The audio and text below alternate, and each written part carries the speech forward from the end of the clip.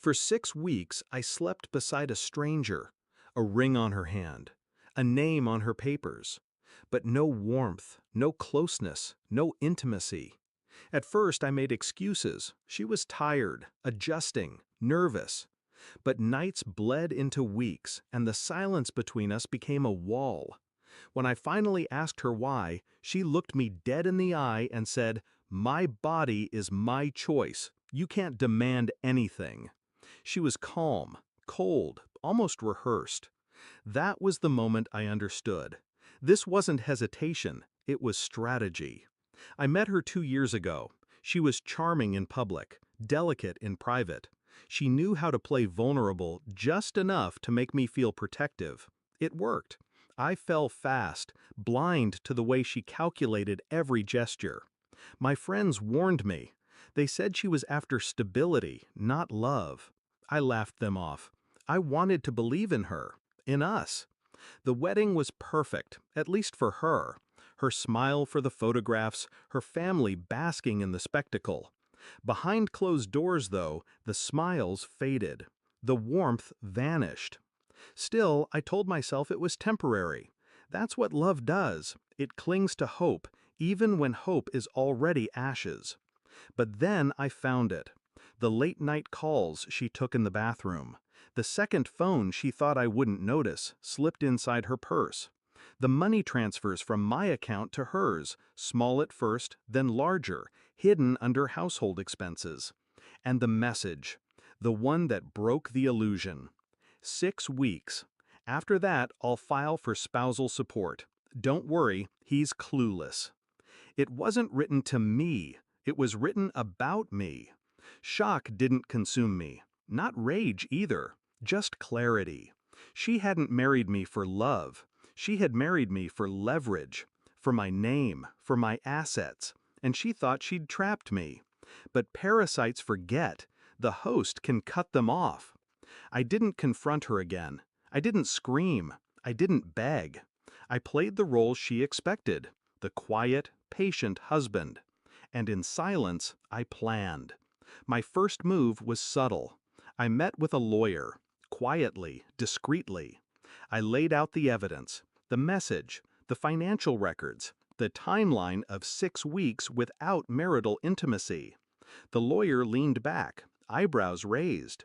Annulment, not divorce. You can prove fraud. Fraud. That word was a blade. I gathered more. Screenshots, bank statements, witnesses who'd seen her with someone else when she claimed to be with me. Every document, every detail, stacked like ammunition. And then I waited.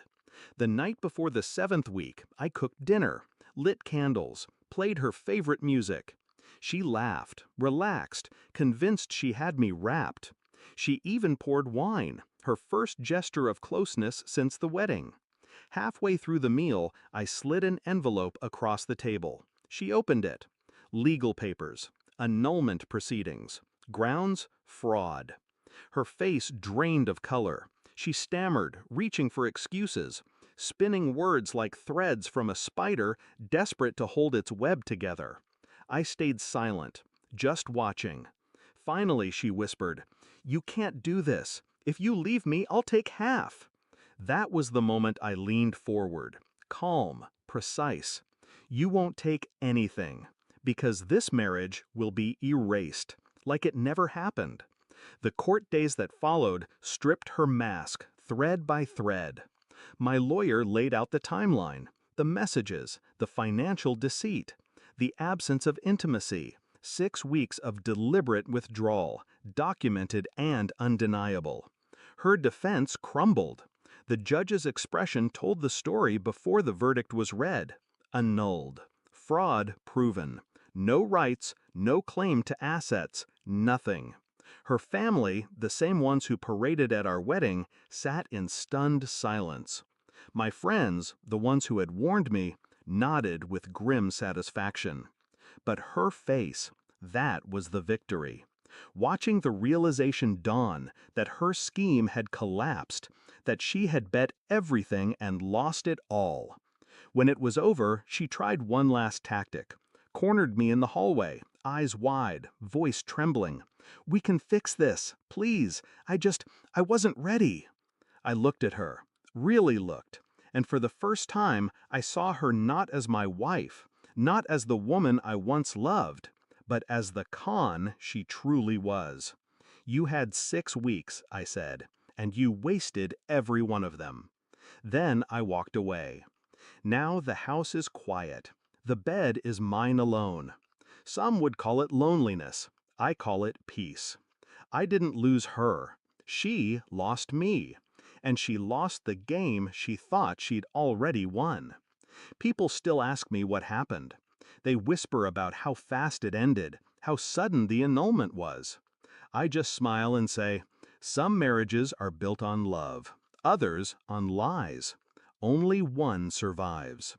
And I sleep soundly, knowing that when she tried to trap me, I cut the wires clean. Because revenge doesn't always roar. Sometimes it signs its name at the bottom of a court order.